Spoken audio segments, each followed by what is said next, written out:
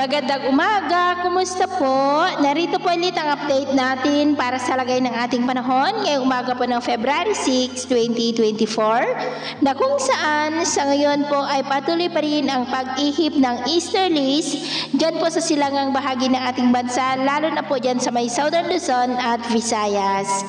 Ang amihan po ngayon ay nandyan sa may extreme Northern Luzon at ang shear line ay nandyan po sa northeastern part ng Cagayan, habang may ITZZ po na nandyan sa silangang bahagi ng Mindanao at sa dulo po niyan ay may shallow circulation na nabuo at posibleng may LPA na mabubuo dyan anytime na posibleng magpaulan sa ilang bahagi po ng Mindanao sa mga susunod po na araw. At ito naman po ay pinapakita ng forecast model natin pong ginagamit hanggang po sa susunod na 2 linggo.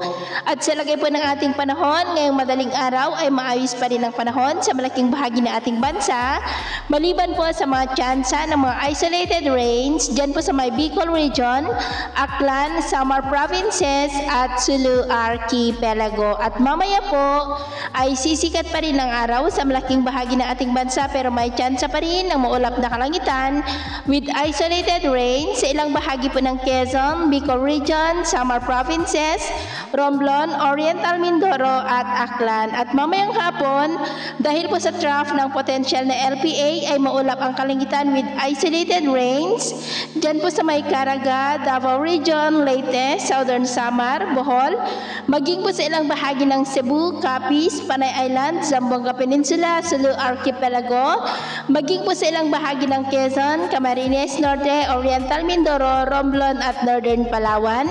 Kaya kung lalabas po tayo sa ating mga tahanan, ugaliin lamang natin lagi ang magdala ng kahit anong panangga natin sa init ng araw at proteksyon na rin po sa mga biglaang buhos ng ulan. At sa atin naman pong mga baybayin, dahil po sa amihan ay matataas po ang mga alon sa mga baybayin ng Batanes at Babuyan Islands.